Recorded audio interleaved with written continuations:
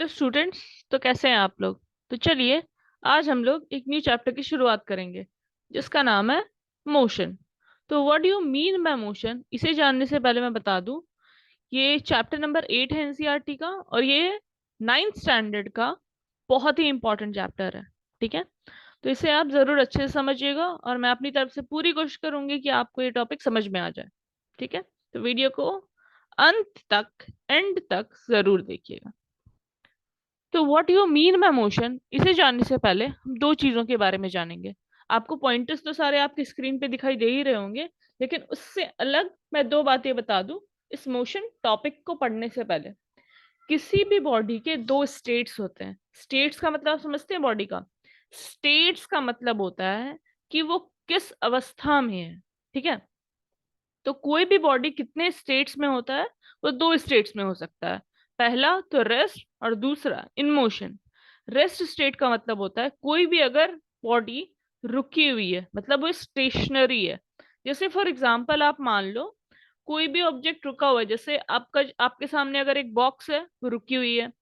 अगर आपके सामने एक लैपटॉप पे अगर आप वीडियो देख रहे हो तो रुका हुआ है। अगर आप सेलफोन पे वीडियो देख रहे हो तो वो भी रुका हुआ है। ठीक है, तो ये सारी चीजें स्टेशनरी ऑब्जेक्ट्स के कैटेगरी में आती है फिजिक्स के टर्म में। ठीक है, दूसरा आता है in motion. What you mean by motion? तो moving body is known as motion. ये तो आपको दिख गया, सिंपल भाषा में हुई ये चीज है। ठीक है, मूविंग बॉडी को मोशन कहते हैं। और फिजिक्स में भी ये ज्यादा कॉम्प्लेक्स नहीं है, बस कंसेप्ट को समझना काफी इंपॉर्टेंट है।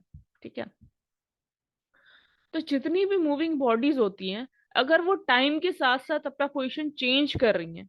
ठीक है, जैसे फॉर एग्जांपल आप ले लो एक मूविंग फैन। आपके घर में फैन है, वो मूव कर रहा है, तो वो क्या है, अपना पोजीशन चेंज कर रहा है टाइम के साथ। वो रोटेशनल मोशन है, लेकिन वो टाइम के साथ अपना एक पोजीशन तो जरूर चेंज कर रहा है।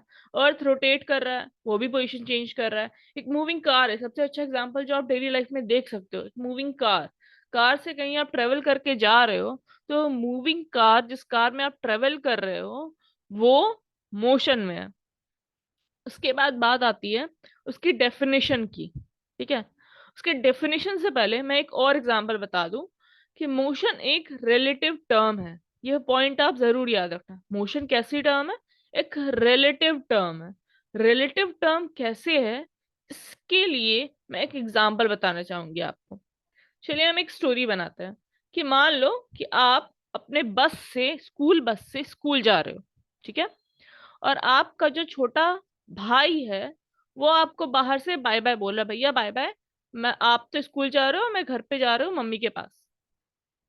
ठीक है, तो ये इसमें जो वो आपका जो छोटा भाई है वो घर आके अपनी मम्मी को बता रहा है कि मैंने आज भैया को जाते हुए देखा स्कूल बस से, वो जा रहे थे सुबह के टाइम पे। ठीक है, मान लो 8 बजे, आप 8 बजे जा रहे थे सुबह के टाइम पे स्कूल। ठीक है, तो उस वक्त आपके भाई ने जो बोला, आप मोशन में थे, लेकिन उसी वक्त आपके दोस्त ने बोला कि चलो आके मेरे पास बैठ जाओ। तो उस वक्त आपके फ्रेंड के लिए आप वो स्टेशनरी पोजीशन पे हो गए। ठीक है, आपका फ्रेंड जब बैठा लेता है आपको अपने साथ, तो वो स्टेशनरी ऑब्जेक्ट के कैटेगरी में आप आ गए उसके लिए। और बस में जितने भी लोग बैठे हुए हैं उन सबके लिए आप एक स्टेशनरी ऑब्जेक्ट हो। आप रुके हुए, आप रेस्ट पोजीशन पे हो। लेकिन आपके भाई के लिए, जो अपनी मम्मी को जाकर बोल रहा है कि मैंने भैया को जाते हुए देखा, तो उसके लिए आप मोशन में हो। ठीक है, तो इससे समझ में आता है कि मोशन एक रिलेटिव टर्म है, मतलब वो रिस्पेक्ट अलग अलग हो सकता है। कि कोई बोल सकता है आप मूवमेंट में हो, कोई बोल सकता है आप रेस्ट पे हो। ठीक है, और एक पॉइंट है कि किसी भी मूविंग बॉडी का पोजीशन चेंज होता है टाइम के साथ साथ। अब उसके बाद इसके डेफिनेशन पर आते हैं। इसका डेफिनेशन क्या है?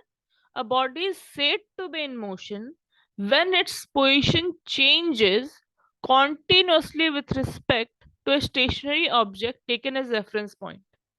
तो ये हो गया आपका डेफिनेशन, और यही डेफिनेशन आपको अपने एग्जाम में लिखना है अगर वो क्वेश्चन आता है तो। अब आप बोलोगे कि रेफरेंस पॉइंट क्या होता है, यहाँ पे stationary object taken as reference point दिया, उसे मैं एक्सप्लेन कर रही हूँ।